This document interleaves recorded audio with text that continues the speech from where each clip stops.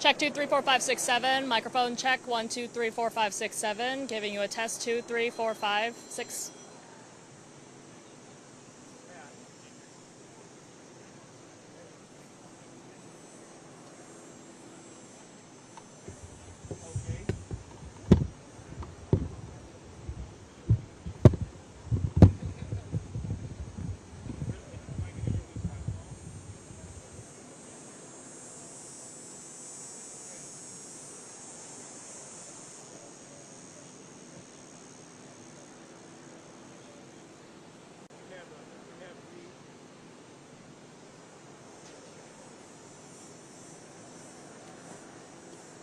Well, sure. I'll charge. Call me back. Or Stromstad's here. So Stromstad is here with the TV camera. So okay.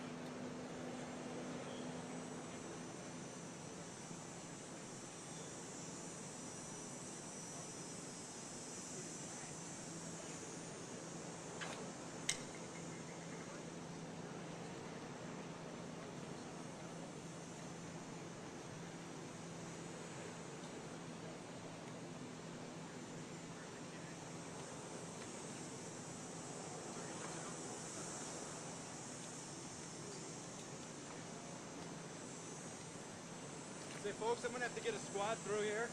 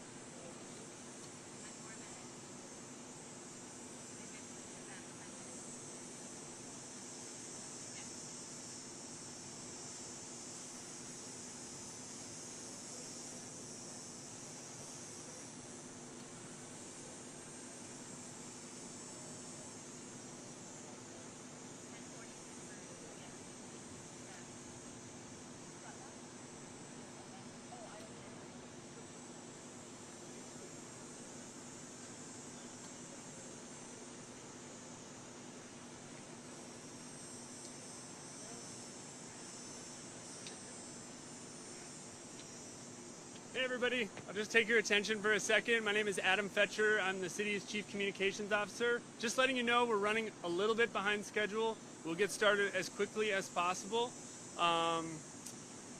If you have inquiries in the meantime, please email communications@minneapolismn.gov. Thank you.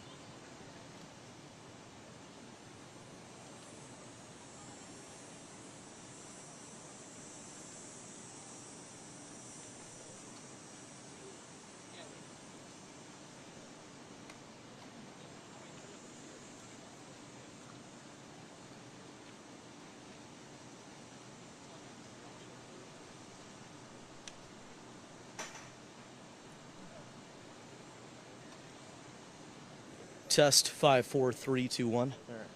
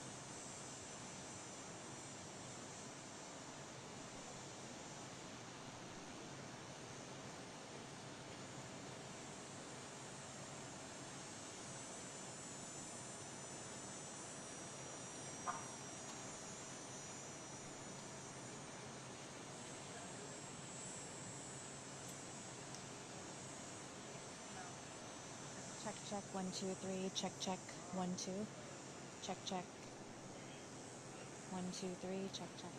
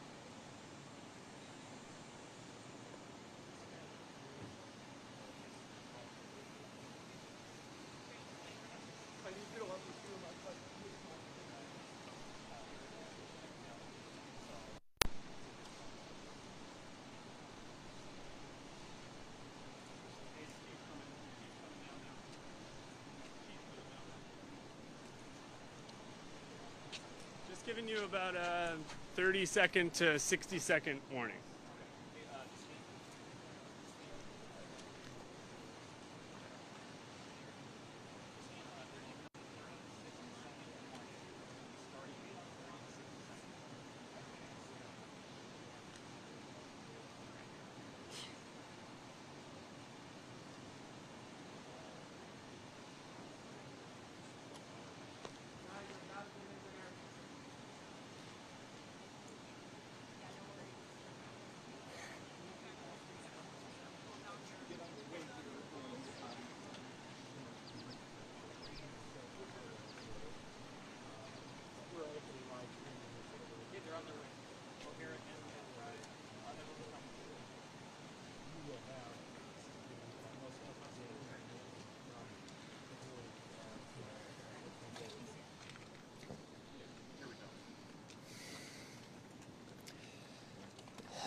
There are no words that can capture the horror and the evil of this unspeakable act. Children are dead.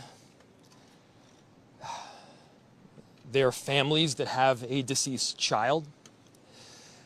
You cannot put into words the gravity, the tragedy, or the absolute pain of this situation. We are a Minneapolis family. But to everybody out there, do not think of these as just somebody else's kids. Those families are suffering immense pain right now. Think of this as if it were your own. Every one of us needs to be wrapping our arms around these families, giving them every ounce that we can muster. These were Minneapolis families. These were American families. And the amount of pain that they are suffering right now is extraordinary. And don't just say this is about thoughts and prayers right now. These kids were literally praying.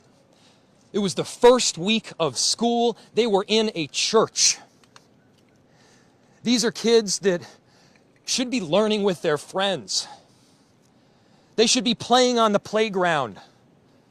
They should be able to go to school or church in peace without the fear or risk of violence, and their parents should have the same kind of assurance. These are the sort of basic assurances that every family should have, every step of the day, regardless of where they are in our country.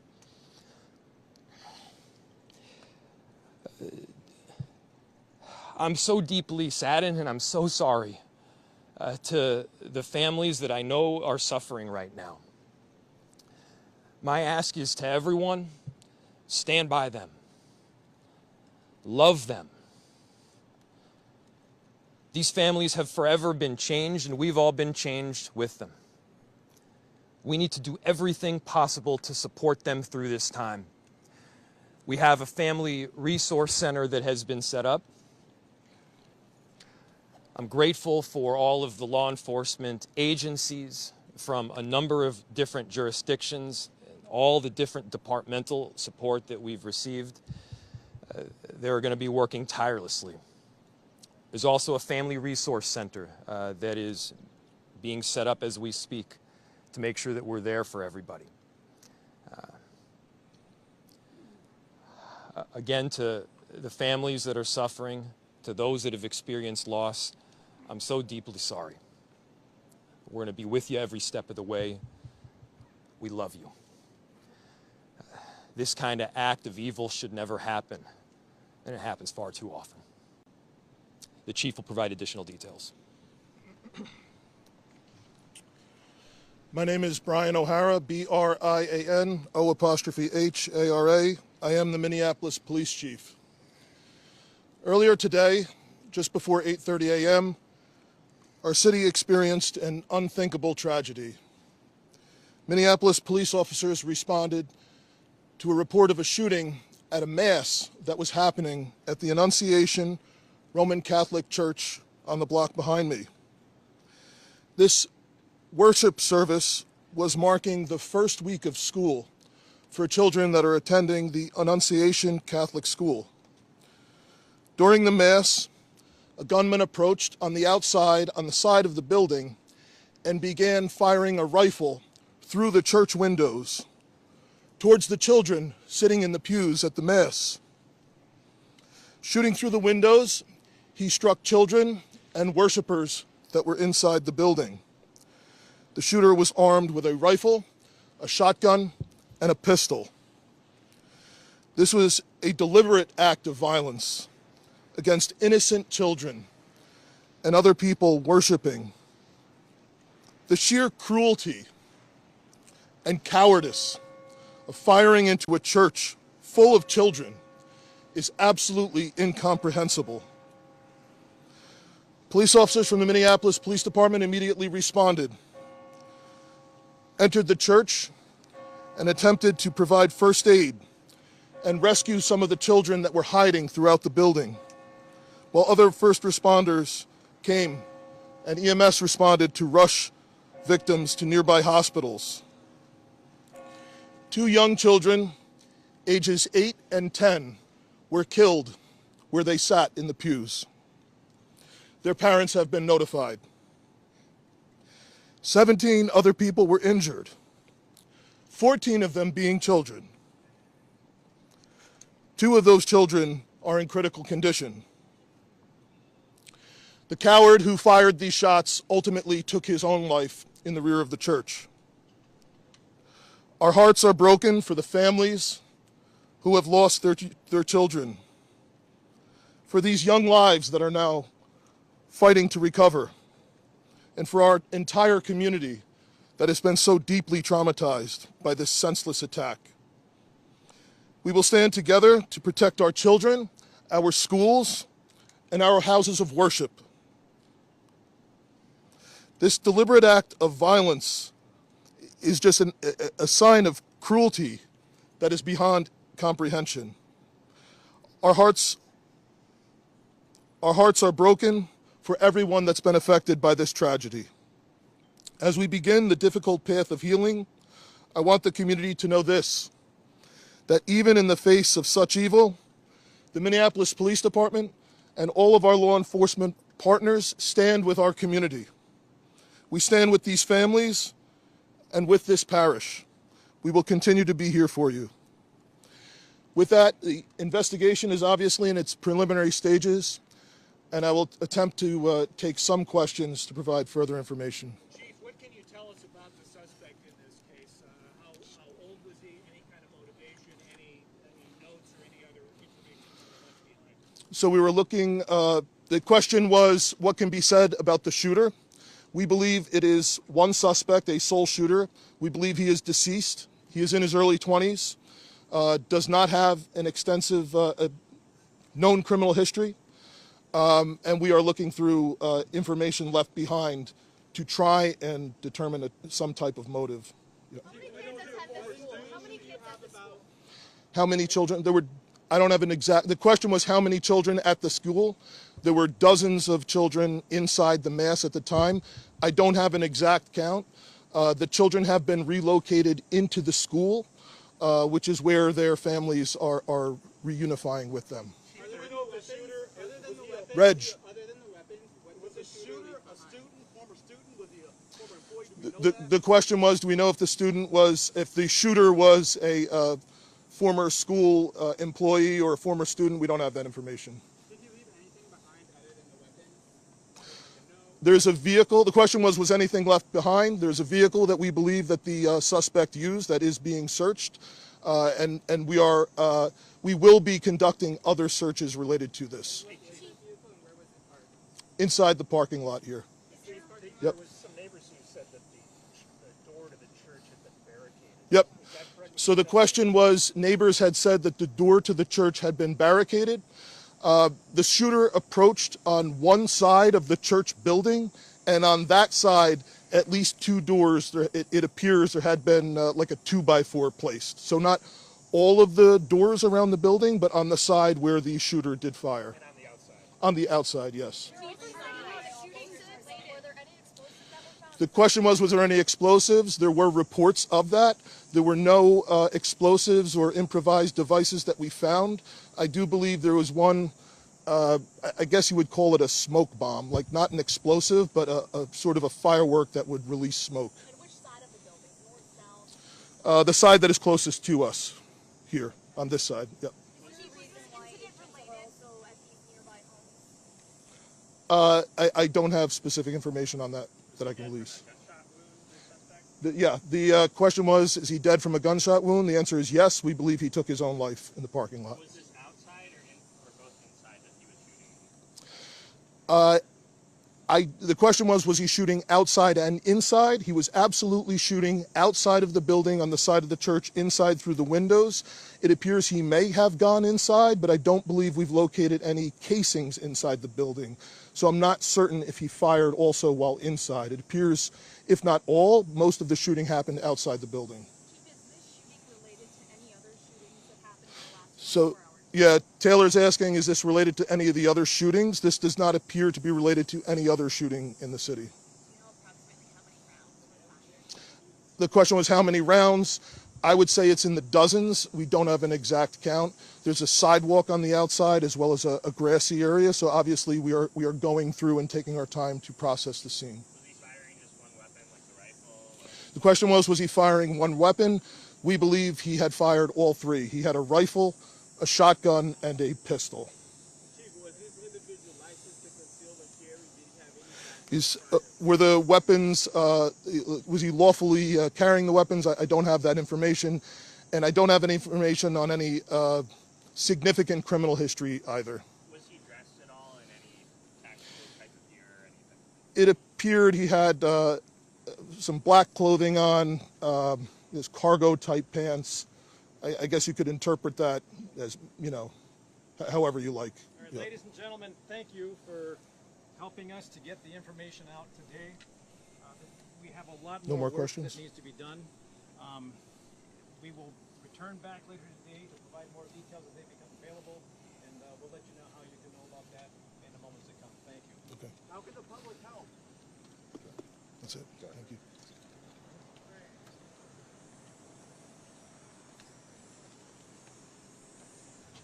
Once again, folks, if you have further inquiries you want to send via email, communications@minneapolismn.gov.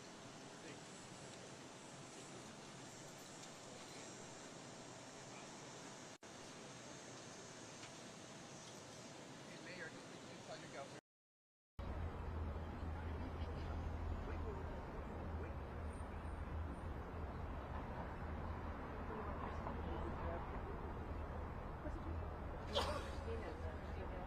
I don't know. I know she was here maybe the info. Like she might be having a doctor.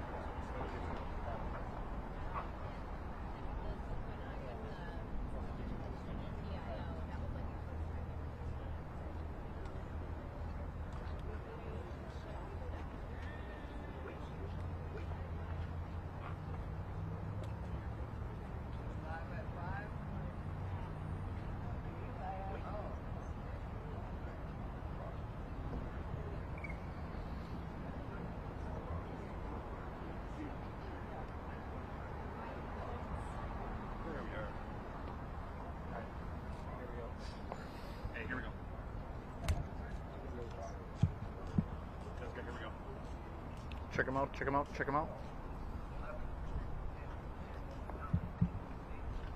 Hi everyone, thank you for being here.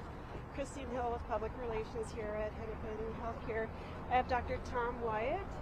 He is the Chair of Emergency Medicine here at Hennepin County Medical Center. Dr. Wyatt, he's going to give you an update. Hi everybody, my name is Tom Wyatt. I'm an emergency physician. I'm Chair of Emergency Medicine here at Hennepin Healthcare. I'm here to provide you with a brief update of the care that was delivered here at Hennepin Healthcare related to this tragic event that occurred this morning. We first received a page that we were going to have a mass casualty incident at 8:46 a.m. this morning. That gave us time to mobilize all of our resources and prepare our teams. We are a level 1 trauma center and we prepare and we train for this. Having said that these incidents are never easy. We've had 2 in the last 24 hours that have occurred, these mass casualty incidents. The one today, we received a total of 11 patients from this incident. 2 of them were adult patients, 9 pediatric patients. 4 of them required the operating room. And up to this point in time, there have been no fatalities related to any of those patients that were brought to our organization. I want to take a moment to tell you how proud I am to work for this organization and the teams that were involved, the resources, again, that were mobilized, our surgical colleagues, our medical medicine colleagues, our amazing nursing staff, our psychologists that help process these events for us, environmental services, all those involved.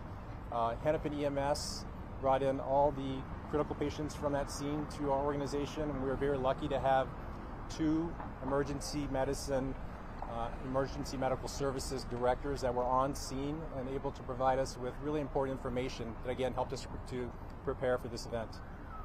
So I don't have any individual or specific information about the patients at this time for you, so that's all I can share. Thank you for being here. Any questions? You said they were in critical condition? 7 were brought in as critical patients, and at this time I don't know the updates on what the conditions are of many of them. 4 of them required the operating room, as I said. That there was a baby? There were, again, 9 of the 11 patients were pediatric ages. I can't remember the exact ages. I believe it's 6 all the way up to 14. That's the range. Can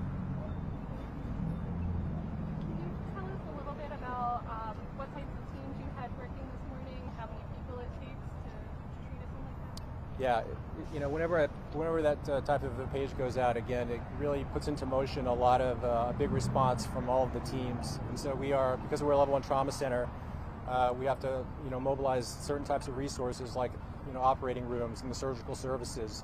We have to have emergency providers and nurses. We have to, mobilize things like the laboratory and the blood bank.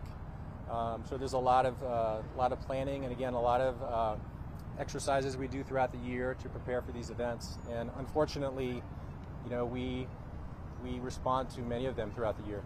Can you talk about the injuries at all, or any type of what you're seeing here with some of these patients?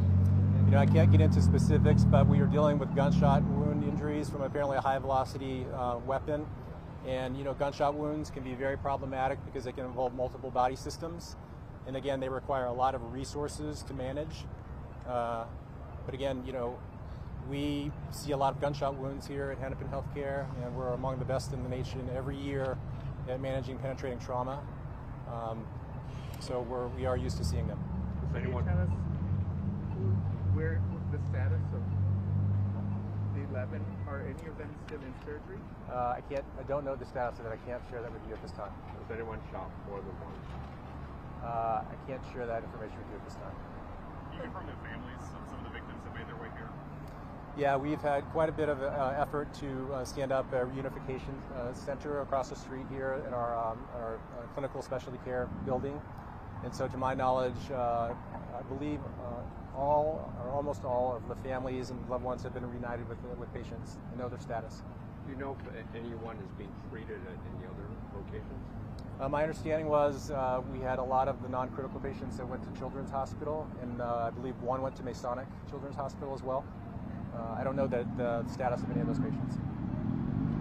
Can you speak to the toll it takes on physicians here who have to handle these types of cases and mass handle the cases within hours?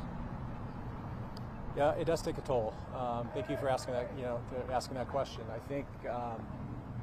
Again, we have psychologists that we have dedicated to our emergency department to help with our providers and our nurses and other workers that manage these types of events. Again, we've had 2 mass casualty events happen in the last 24 hours. I mean, that does take a toll. But we also have to recognize that we are here as a critical resource for our community, and we have to take time to process, these the care that we deliver in these situations, and we have to be able to move forward because we are obviously needed. And none of those patients have been discharged? Not to my knowledge. You said there were 11 total, and 9 of them were pediatrics ages 6 to 14, but 7 were critical condition. Are all of those that are pediatric, those 6 to 14, are all of those in critical condition, or the ones that are older also in critical condition? I don't want to misspeak here. I believe that all of the pediatric patients were the ones that were in a critical condition. Yes. Did I get my numbers right? In saying that? You did. You did. Can you give us your specific title one more time, Doctor? It's Thomas Wyatt, Chair of Emergency Medicine at Hennepin Healthcare. Thank you. Thank you.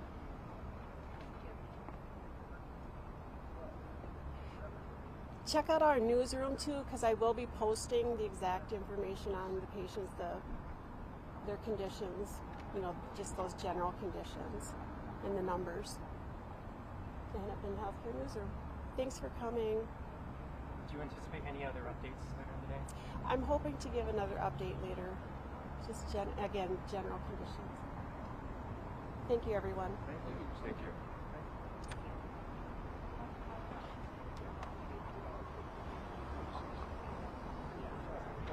I couldn't hear anything.